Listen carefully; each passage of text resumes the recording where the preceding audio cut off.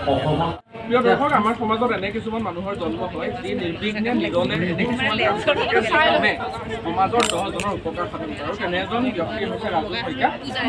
নমস্কাৰ বন্ধুসকল, মই ৰাজু নিৰাশ্ৰয় দিয়াৰ পেজলৈ আপোনালোক সকলোকে স্বাগতম জনাই লৈ আহিছোঁ আন এটা ভিডিঅ'।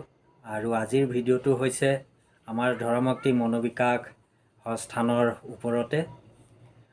আপোনালোকে কিছু লোকে গম পাইছে যদিও মোৰ পেজৰ যিসকল বন্ধুবৰ্গ আছে, মোৰ পৰিয়ালটো আছে, তো ভাবিলোঁ আপোনালোককো মই অৱগত কৰাওঁ।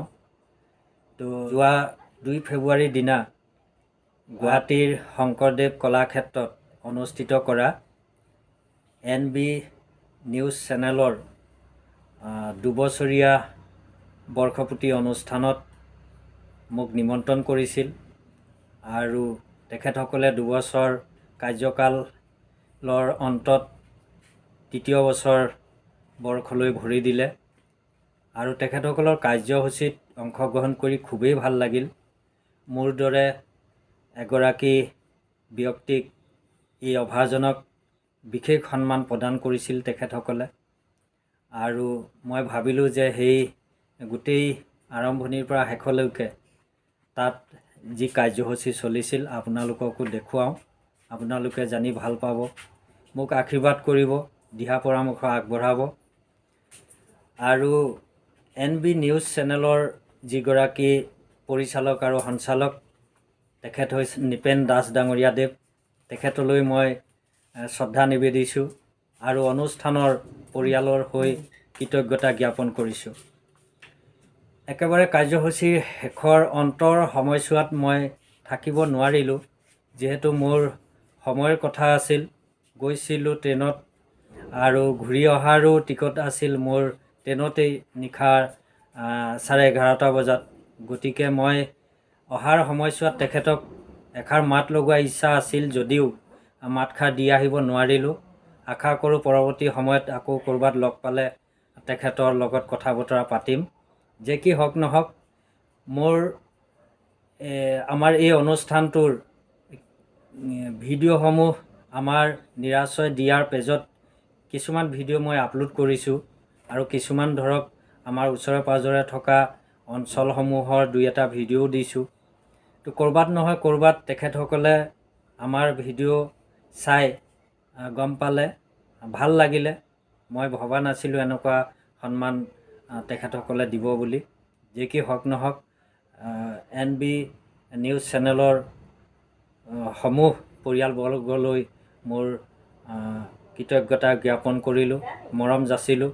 ভগৱানে তেখেতসকলৰ এই চেনেলটোক অসম তথা ভাৰতবৰ্ষত নাম কৰাৰ এক সুযোগ প্ৰদান কৰক, তাকে কামনা কৰি মই দেৰি নকৰোঁ। ভিডিঅ'টো বেছি দীঘল হৈ গৈ থাকিব। তো আহক, অলপ অলপকৈ যিখিনি পাৰিছিলোঁ মই সৰু কেমেৰাটোতেই ভিডিঅ' আকাৰত আপোনালোকলৈ ভিডিঅ'টো আগবঢ়াইছোঁ। তেতিয়া আহক ভিডিঅ'টো আৰম্ভ কৰোঁ। নমস্কাৰ বন্ধুসকল, আমি ফাইনেলি গুৱাহাটী পাই গ'লোহি আৰু এয়া দেখিছে। আৰু এতিয়া আমি প্লেটফৰ্মৰ বাহিৰলৈ ওলাই যাম, বাহিৰৰ দৃশ্য দেখুৱাম। তেতিয়াহ'লে ব'লক।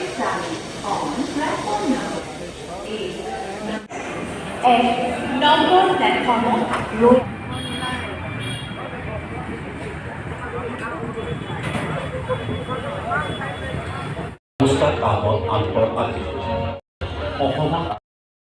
ছুটি দৃশ্যশ্ৰাব্য।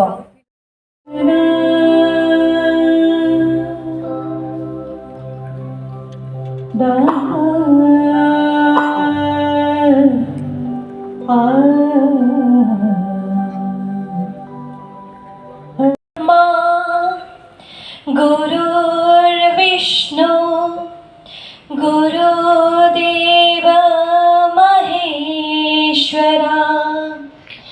गुरुर्साक्षात् परब्रह्मा तस्मै श्री गुरुवे नमः।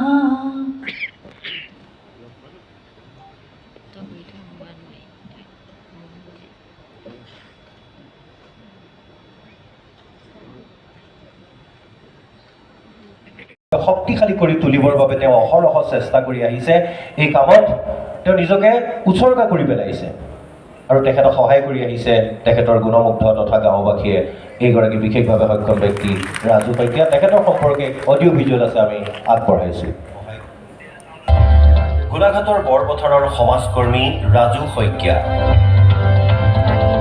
বিশেষভাৱে সক্ষম ৰাজু শইকীয়াই আন বিশেষভাৱে সক্ষম লোকসকলৰ বাবে এক আশ্ৰম প্ৰতিষ্ঠা কৰি তেওঁলোকক মানসিক আৰু শাৰীৰিকভাৱে আগবঢ়াই নিবলৈ চেষ্টা কৰি আহিছে। চৰ্চা হৈছে, কিন্তু NB নিউজে আজি যিখিনি কাম কৰিছে তেওঁলোকক সমগ্ৰ অসমত পৰিচয় কৰাই দিবৰ বাবে আমাৰ সন্মান দিলেও নিদিলেও, আমি স্বীকৃতি দিলেও নিদিলেও তেওঁলোকে কাম কৰিব। কিন্তু NB নিউজৰ এক দায়বদ্ধতা আছে, ৰাইজৰ প্ৰতি দায়বদ্ধতা, এটা জাতীয় দায়বদ্ধতা। সেইসকল লোকক উৎসাহিত কৰি সমাজৰ হকে অহৰহ কাম কৰি অহা এইসকল ব্যক্তিক উৎসাহিত কৰি তেওঁলোকৰ কৰ্মক স্বীকৃতি দিবলৈ আমি দায়বদ্ধ। ধন্যবাদ জনাইছোঁ আৰু ইয়াৰ পৰৱৰ্তী কাৰ্যসূচী আগবঢ়াই নিব ঋতুস্মিত শৰ্মা আৰু ৰাণী ভাই। ধন্যবাদ জনাইছোঁ। অসম বিভূষণ সন্মান প্ৰদান কৰিছিলোঁ, NB নিউজৰ অসম বিভূষণ সন্মান।